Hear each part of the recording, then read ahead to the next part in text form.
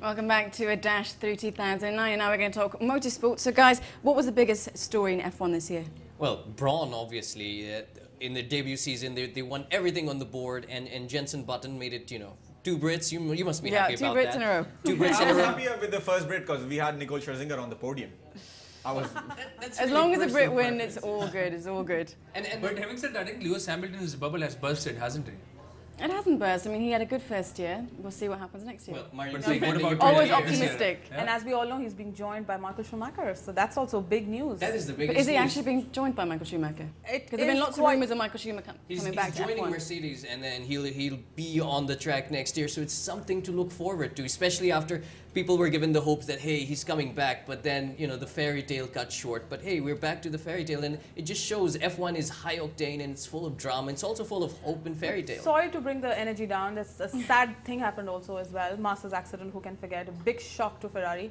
That was something that all of Masa's fan, and I think all of Formula One sports fan, motorsports fan, had to rue about. It was a horrific accident, to say the least, and just the way that he's come out of it is just says Let's for hope the all man. goes well with Massa, but Ferrari as a constructor have to make great improvements in their car because last year Braun came up with a new technology diffuser and they ran away with the title.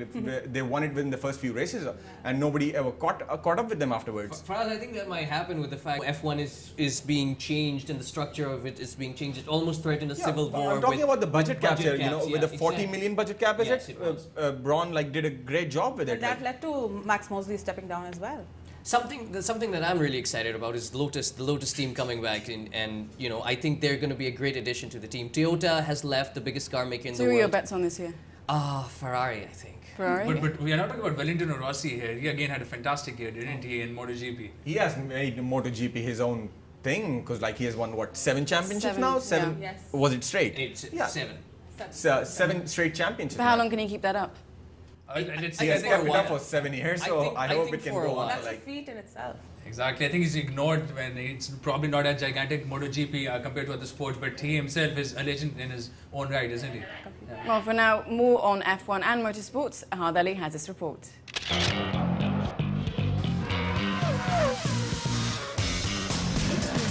It was a year of the established champions furthering their legacies. It was a year when the F1 threatened to break up in a civil war. And finally, it was a year when a usurper, a playboy, and a man deemed too unserious for the sport was anointed king.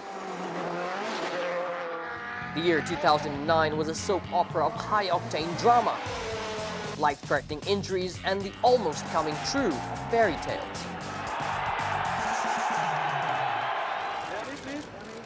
Formula One plunged into its biggest crisis in 60 years, with 8 of the teams announcing plans to set up their own championship. FIA President Max Mosley's plans to introduce a budget cap in 2010 threatened civil war, which would break Formula One in favor of a 2-tier series. FOTA responded by announcing plans for a breakaway series next year, but to the relief of fans everywhere, the teams have now committed themselves to F1 until 2012. More controversy followed in the form of Renault team boss Flavio Briatore, who was barred for life from F1 after his role in a race-fixing scandal. Renault, Briatore, and the team's engineering head, Pat Simmons, were all accused of ordering Brazilian Nelson Piquet Jr. to crash his car into a wall in the 2008 Singapore Grand Prix, so that teammate Fernando Alonso might win. Meanwhile, on the track, Braun was transformed from near extinction at the start of the season to total domination as Jenson Button won 7 of the first 8 races. Button clinched the driver's title with the race to spare by finishing 5th in the Brazilian Grand Prix, with Braun winning the Constructors' Championship. Considered a man with a roving eye, unserious in his commitment, the Brit defied all odds to win the checkered flag.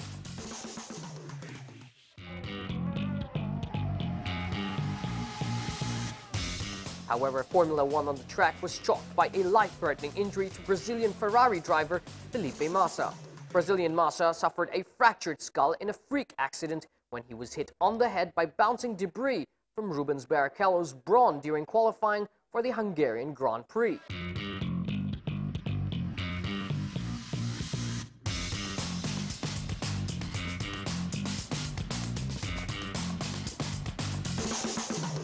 Massa's misfortune turned out to be many fans' dream come true. A 7-time world champion Michael Schumacher was penciled in to make a dramatic comeback to the sport. However, his lack of fitness dashed the hopes of those hoping for King Schumi's return. Despite the setback, F1 next year has become even more tantalizing with the news that the legendary German will make a comeback to the circuit next year after signing a 1-year deal with Mercedes. The cost of competing in F1 in troubled financial times was brought home with both BMW and Toyota announcing they would not be entering teams in 2010.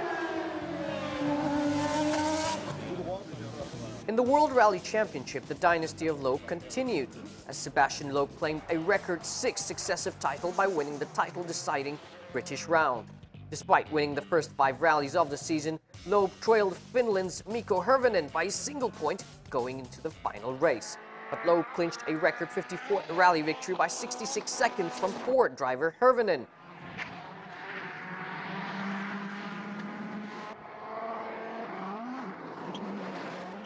From one dynastic champion to another, defending champ Valentino Rossi won the MotoGP World title for the 7th time. The opening races of the season could not have been closer. Following Rossi's narrow victory over Yamaha teammate Jorge Lorenzo in race 6 of the 17-race season, Rossi was tied on 106 points with the Spaniard and Ducati rider Casey Stoner. The season turned in the Italians' favor at the Czech MotoGP, when Lorenzo crashed out late in the race and Rossi went on to win. Rossi kept up the momentum after that and clinched the title with 3rd place in the Malaysian Grand Prix. For fans of motorsporting, 2009 was fast and furious.